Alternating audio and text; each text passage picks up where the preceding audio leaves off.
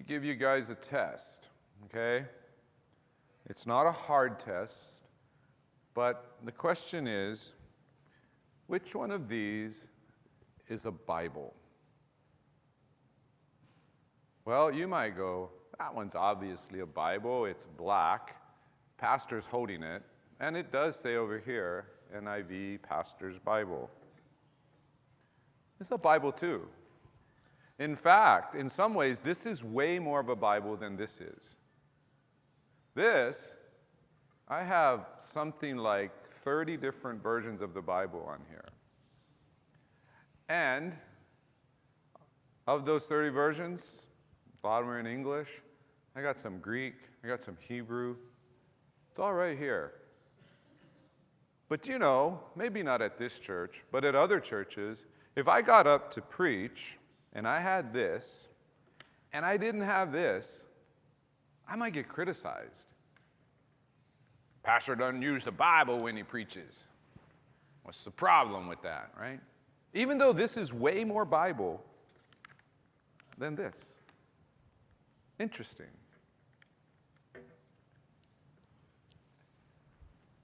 Why am I telling you this? I'm telling you this because we've been investing a lot of time, and we're going to keep investing time in what is a healthy church. Because I think sometimes when our idea of what a healthy church is sometimes what our idea of a Bible is. We think this is a Bible and this isn't a Bible. And we have this idea of what a healthy church is, and that's what we're clinging to. And that's what we want our church to be when we're thinking of a healthy church. And that's why I keep coming back to this and keep saying, what is a healthy church? If we really want to be a healthy church, we need to understand what a healthy church is, not what a healthy church looks like. Because I don't know what a healthy church looks like. Healthy churches could look like a lot of different things. Healthy churches could be huge, they could be small, they could meet in buildings like this, they could be meeting in the park across the street. So keep in mind, when we're talking about a healthy church, I don't have in my mind the picture of this place being full and us having 4 or 5 services and you know, people coming from all over to be here on Sunday morning. Oh, if that happened, I'm not going to complain. But even if that were happening now, I wouldn't say we're healthy simply because of that. So what is a healthy church? Healthy church is a community of disciples. So if you want to have a healthy church, if you really want to be part of a healthy church, the first question you have to check off the box is, are you a disciple? Because if you're not a disciple, then what you're really saying is, I want to be around a healthy church, but I don't want to be part of a healthy church. I want to be able to come here and there's a bunch of healthy Christians, community here, and I'm kind of watching. That's what I really want. But if you really want to be part of a healthy church, it begins with the question, are you a disciple? Are you devoting your life to learning about God and the things of God, learning who Jesus is, what he taught us? And not just having that knowledge, because remember, disciple is when knowledge meets God's Spirit. God's Spirit should already be in your life if you're a Christian. If you don't know God's Spirit in your life, I'm going to tell you, only one of 2 things is possible. You're really not very smart or sensitive, and God's Spirit's like, hello, I'm here, doing all this stuff, and you're like, oh, I don't feel God's Spirit. Or you're not a Christian. The Bible says, when we become Christians, we receive His Spirit. And so God's Spirit is in our lives. We take in His Word as disciples, and we become more and more like Christ. That's what it means to be a disciple. So the question you have to check off is, I am a disciple. If you want a healthy church, I am a disciple. And if not, I need to take steps to becoming a disciple. That's the first thing. But it also says a community a community of disciples. It's not just us individually. It's not just us coming to Sunday school and saying, okay, I got a Bible study lesson today, and then going home. It's caring and loving each other enough that we want to know one another, and we want to serve together, and we want to live life together. That's what a community is. Most of what we have in our American society today is not community. Because we don't really know our neighbors. We barely know each other when we're in our own homes. But community, a community of disciples, healthy church. Encourage you, always look on the back of your sermon notes, and you're going to see the different words that describe what a healthy church is. Encourage you to keep reading through Romans 12. Read it every week. Remind yourself of what Paul says a healthy church is. And now we're going through the Sermon on the Mount. And let me tell you, the Sermon on the Mount is the way Jesus kind of made people run away. You see, when Jesus did healings, and when he said things that sounded like revolutionary, he could get crowds. People would just flock to him because it's cool. I mean, you're making blind guys see. I want to see that. You're railing against the machine. I want to hear that. But then Jesus would start talking about what it means to be a disciple. And whenever he started talking about what it means to be a disciple, people were like, oh, okay. Tell me when the next show is and I'll come back. But this kind of stuff, it's not what I'm signing up for. And he's already said some hard things. He's already said some things like, what's in your mind, whether it's hatred or whether it's lust, it's the same as actually killing or committing adultery. He gave us no space to tell untruths. He said, if you're a disciple, you are a person of truth. And of course, if we're going to speak truth, we got to know truth. He's already said hard things. He's going to say harder things to come. He's going to say stuff like, you want to follow me? Sell everything you have and give it to the poor. You want to follow me? Don't wait for your elderly parents to die. Follow me.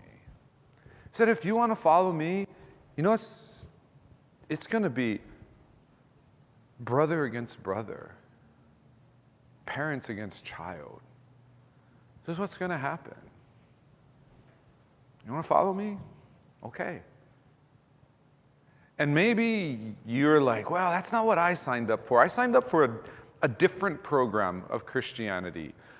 That was when we were at the dock choosing Christianity. There was the battleship Christianity. That's where, there's a war going on, and that's where the serious Christians went. I signed up for the other one. It was the cruise ship Christianity.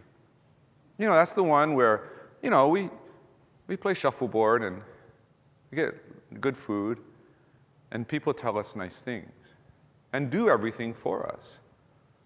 And if there's a battle coming, our captain is so great, he actually drives around the battle. He won't lead us into it. Well, sorry to burst your bubble, because if we're truly Christians, then one thing that we all will increasingly become is a target. Become a target. If your friend told you, hey, I got this new bow and arrow set. Want to go to the range and fire off the bow and arrow? You want to go? And you're like, yeah, it'd be great. It'd be awesome. And so, your friend picks you up, and your friend says, oh, by the way, I got this shirt I want you to wear. And this was the design on the shirt. Well, If you're smart, you're getting out of the car at this point, right? But when you're a Christian, when you're truly living as Christ, when church is truly being the body of Christ, this target gets bigger and bigger. Because one thing we know for sure, and this has been true for thousands of years, the world hates God. The world hates Jesus. It always has. It always will. That's part of the mind-blowing thing about John 3:16. It says, "For God so loved the world." But if we were to expound it, it would be, "For God so loved the world that hated him, that rejected him, that though he did everything for them, then went a different way." And God still loved that world. The world hates God. Now you might go like, "Oh, that's not true." Well, it's not true if you don't understand who God is. You see, and I keep advertising for you guys to come on Wednesday or Sunday night to hear Eric talk about worldviews, because one of the things that came out in the very beginning is the common American perception of God, not just the American perception of God, the American Christian perception of God. This is what a percentage of people, and if our church is like the percentage, I hope it's not, but if our church is like the percentage, it means 9 out of 10 of you believe this about God. You believe God is an undemanding God who is there for you when you have crises. He's good, he's powerful, but he is undemanding. And he's there to save you when you have problems. Yeah, you know what? If that's who God really is, no reason to hate him. It's kind of cool. But let me tell you, there's no reason to love him either. And there's certainly no reason to respect him. It's not who God is. And if that's someone's conception of God, then yeah, the statement's not true. The world doesn't hate that kind of God. The world loves that kind of God. You know why the world loves that kind of God? Because the world created that kind of God. It's the perfect American God. Oversee us over all, save us when we're in trouble, but never ask us anything because we're free, we're independent, we're Americans. Never demand anything, but save us when we get in trouble. Well, the other kind of God that the world often thinks about, if this was really who God is, and when people think about this kind of God, they actually reject that God even exists, and that's the demanding God, the judgmental God, the God that sits up in heaven waiting for you to make mistakes so he can condemn you. That kind of God, the world doesn't hate that kind of God because the world doesn't believe that God exists. In fact, if that God did exist, if that kind of God did exist, the world would say, we can kind of reject that God because we're more forgiving than that God is. We're more loving than that God is. If you watch a lot of movies today, especially movies that are these kind of superhero movies, they often have God figures. And the God figures are almost always like this God. Demanding, judgmental. But that's not who God is. Let me tell you, the God, the only God, who he is, and he is the one the world hates. You see, the world hates the holy God who loves so perfectly that he wants to save us from our sin and be in community with us forever. Now you go, why would someone hate this God? Isn't it kind of the same as the loving, undemanding God? No, listen to it. He loves you so much, he is going to save you from your sin. In other words, this God has the audacity to believe that you are sinful and that you need to be saved. This is the God the world hates. This is the God that the world cannot accept because this God is confronting them right there. It's confronting them, this fundamental belief of who they think they are. Most of the people who come from a different worldview, they think that human beings are essentially good, that if you just gave them the right opportunities and the right education, then the world would be a much more peaceful and harmonious place. It's not true. History shows us this isn't true. And the Bible declares that it isn't true. If you take someone who's essentially evil and you educate them and you give them money, you have just given an evil person a lot of power and a lot of intellect. Probably not the smartest thing to do. But this holy God who loves so perfectly, he wants to save us from our sin. And it's more than that. He doesn't want to just save us from our sin so then we can go our own way and live our happy lives. He wants to save us from our sins so that he can be in a relationship with us. He can be in a relationship with us. Now, some of you may be a little too old to remember these days in your lives, but some of you can. You can remember back maybe when you were kind of the double agent, when you were a teenager, right? You're a teenager and, around your friends, you acted a certain way. And then around your parents, you acted another way. Now, maybe none of you are like that. Maybe I'm confessing here to being this weird guy who was that way. But I suspect you guys were probably like this. That when mom and dad are around, you acted a certain way. Parents, when they're gone and you're hanging out with your friends, you act a different way. Sometimes radically different. Totally different person.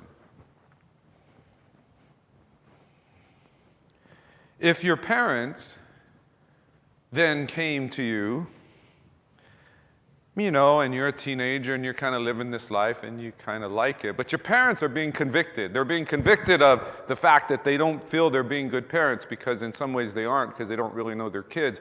And so they're like, okay, we're going to solve this. We're going to spend more time together. Oh, man. You're like, no. That's not the solution. The solution is let's spend less time together. When God says, I want to spend every moment with you forever.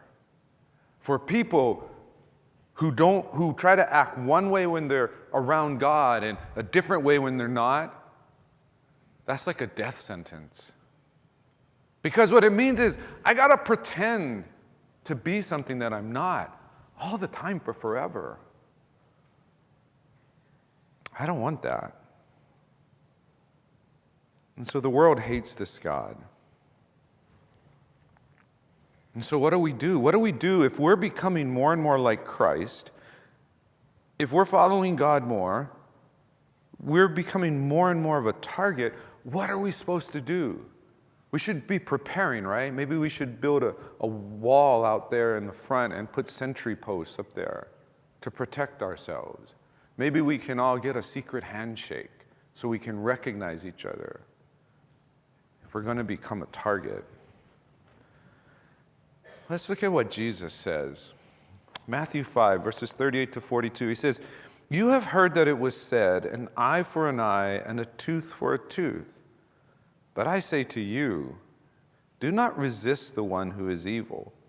But if anyone slaps you on the right cheek, turn to him the other also. And if anyone would sue you and take your tunic, let him have your cloak as well. And if anyone forces you to go 1 mile, go with him 2 miles. Give to the one who begs from you, and do not refuse the one who would borrow from you." I love and hate these kind of Bible verses because they're really clear. You can't really hide from it. We always want to explain away by saying to Jesus, "Jesus, yeah, that was great back in the first century when everything was easy. You don't know what it's like to be in the United States in the 21st century. You don't know the kind of enemies I have." And that's because we don't really understand the first century. Jesus is using specific example. He's talking to Jewish people. Jewish people are a conquered people in the first century. They were conquered by the Romans. We don't know this. We don't know what it's like to have a foreign power come and conquer us and occupy our land. We don't know it. Oh, we read about it. We hear about it. People sometimes act like that. But it's nothing like Roman times.